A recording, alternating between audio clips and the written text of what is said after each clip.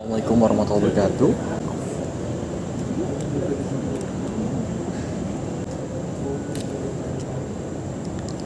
And now sekarang cepet sih ini Fir.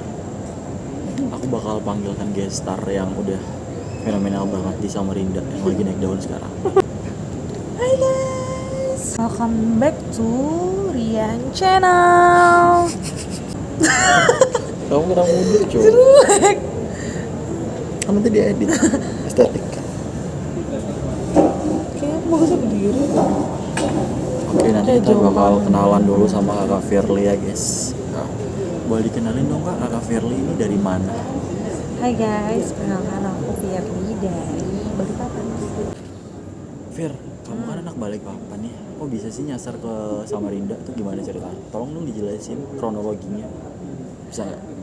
Awalnya sih iseng-iseng doang, kayak aku tuh cuman pengen main-main gitu ke Samarinda, kayak gabut doang. Oke. Nah, plan awal aku tuh aku cuman mau semingguan gitu di sini. And then aku tuh kayak cek-cek LinkedIn kayak info loker gitu, terus kayak ada lowongan gitu lagi buka Oke. di LinkedIn. Ya udah deh, aku coba, aku tes gitu kan. Dan aku coba ini interview pertama by Zoom kan.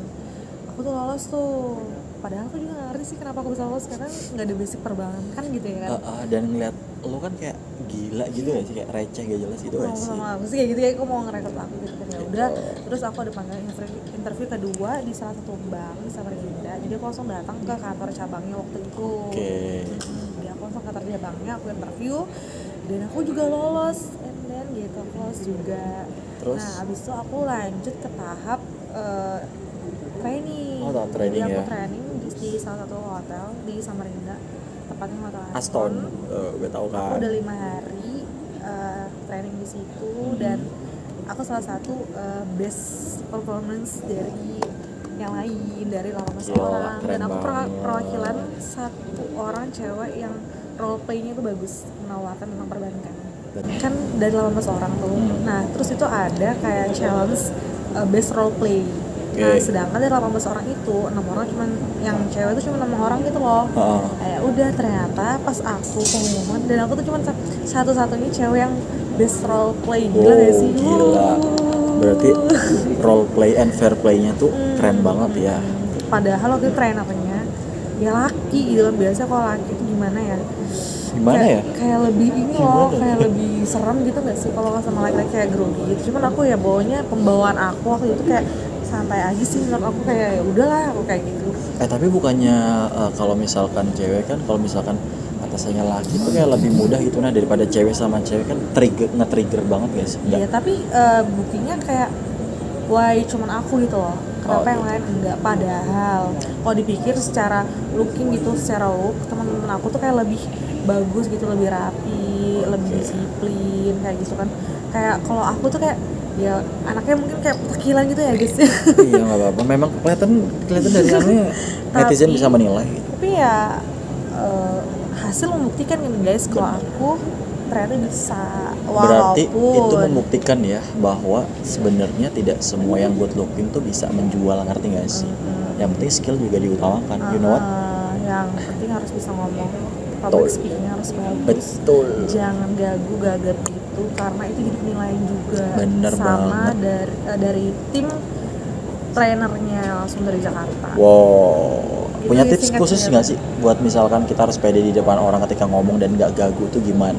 Nah, kalau- Dari kakak Firly sendiri. Kalau aku nih, kalau misalnya kalian tuh merasa lagi belajar public speaking ya kan, kayak misalnya Asik orang lagi public nanya speaking. ke kalian gitu, kalian kalau misalnya belum bisa jawab langsung jangan gitu, nggak usah, nggak perlu, kamu cukup diam dulu terus kamu dengerin deh apa sih Iya, maksudnya, keluhan dan itunya.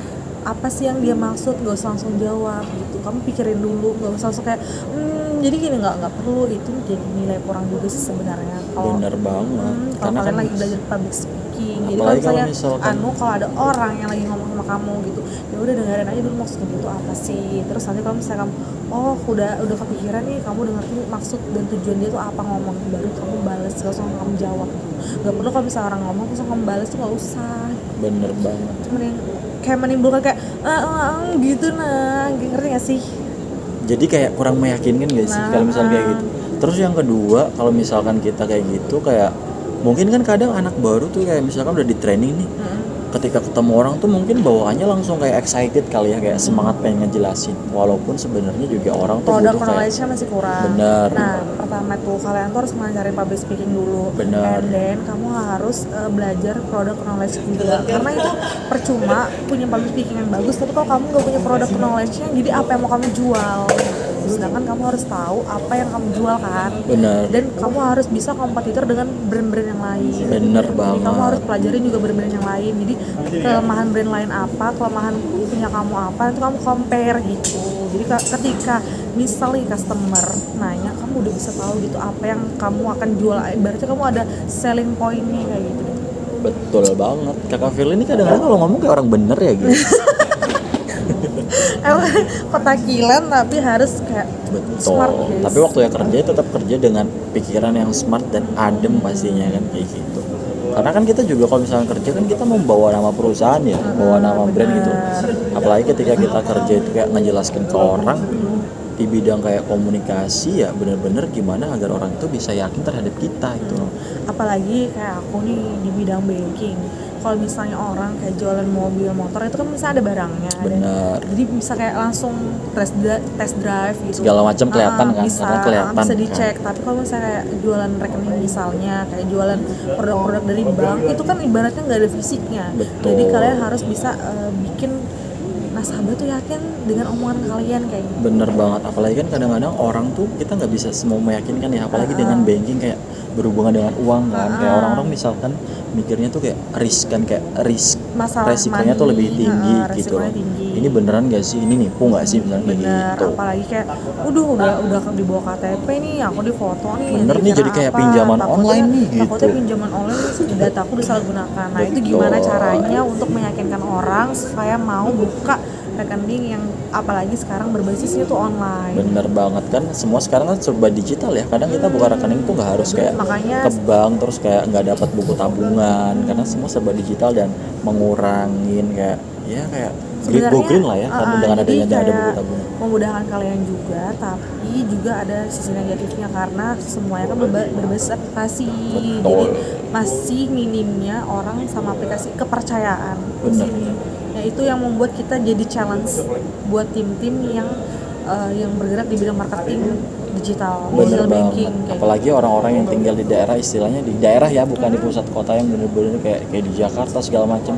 Mungkin kan orang-orang tuh lebih kayak melek media kan dibanding dengan orang-orang yang tinggal di daerah. Iya.